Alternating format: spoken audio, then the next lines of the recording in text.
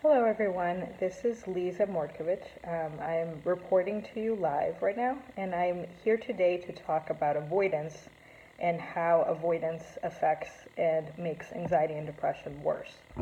So let's get started. So, what is avoidance? Avoidance is exactly what it sounds like. It suggests when you avoid certain places, you avoid certain emotions, you avoid certain thoughts, you avoid certain people in order to try to minimize the amount of distress that you feel in your life.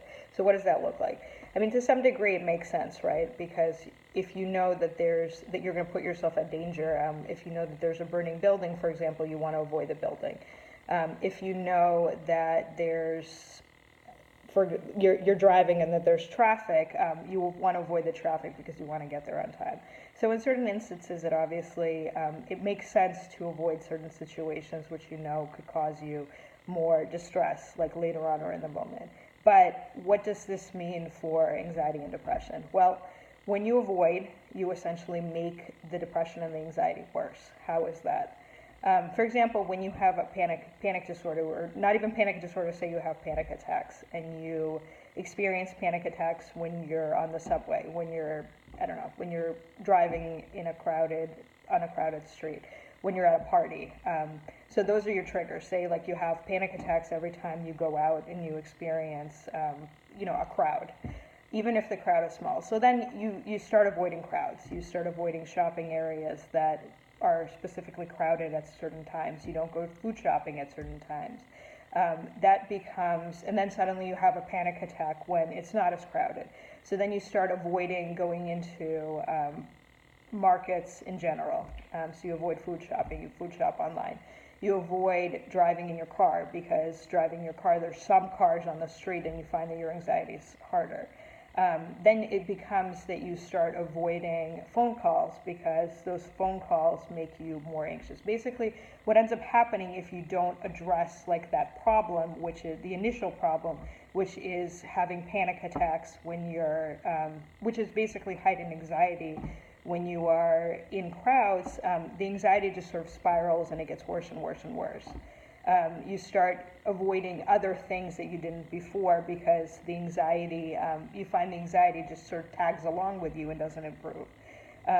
Which is where exposure therapy or exposure is so effective, because once you learn to become desensitized to that anxiety and you're able to go into a crowd, like the worst kind of a crowd, say you're in the middle of Times Square during rush hour or during tourist season. I don't know if anyone's ever experienced that, but there are a lot of people. So say you can be in the middle of Times Square and you can tolerate that anxiety, then that's great. Then suddenly going to a shopping mall, going food shopping, going on a train is not going to seem as scary. So that's sort of the idea behind it, that once you avoid, it doesn't necessarily improve the situation, it's just going to get it worse. And plus, it's a huge inconvenience in our lives. I mean, when you begin avoiding the subway or purposely taking, let's say, less crowded subways, and say you need to take the subway in order to get to work, or you start going to work extremely early just to avoid those crowds, I mean,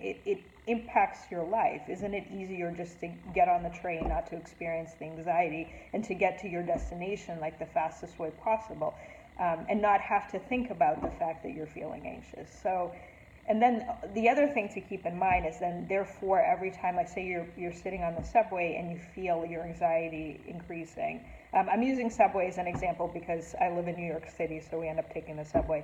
But you can use this example with other areas in your life. So say driving when there's traffic and that makes you anxious. You start taking local roads and not taking the highway, or you start rerouting your entire trip to avoid the highway, and it takes twice as long. I mean, all of those tactics are a huge inconvenience in your life. Anxiety in general can be a huge inconvenience in life, and I'm sure you yourself who've experienced this know. And in terms of avoidance and how it contributes to depression, first of all, anxiety and depression tend to go hand in hand. Not in all cases, but in a lot of cases. So people who experience depression will feel anxious, and sometimes, and people who experience anxiety will feel depression. It's the same chemical response in our brains.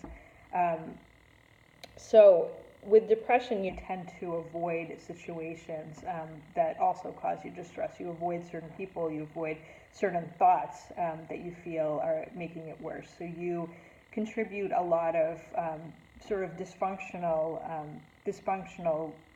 cognitive beliefs. What I mean by that is like this dysfunctional thoughts, that things that you tell yourself to try to like minimize the minimize the distress that you feel like you're feeling. So you think that you're protecting yourself about feeling a situation, but essentially you're preventing yourself from being able to move forward, because you cannot move forward, you cannot change unless you accept reality for what it is. I mean, that's sort of the cardinal rule to making any kind of developmental changes in your life.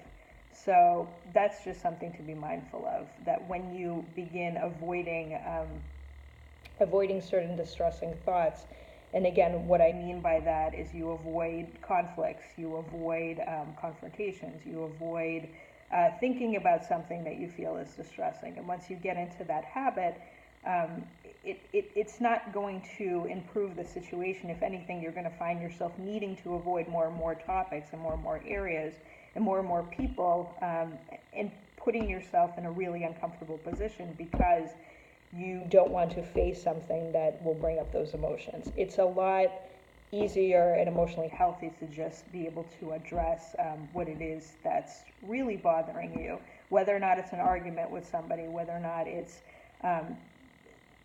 thinking about something that's going on in your life that's distressing. So it's easier to do that, and it's more emotionally healthy to do that than it is for long term than it is to just avoid it altogether. I hope that covers avoidance. Let me know if you have any questions. I'm happy to make another post and to answer any questions.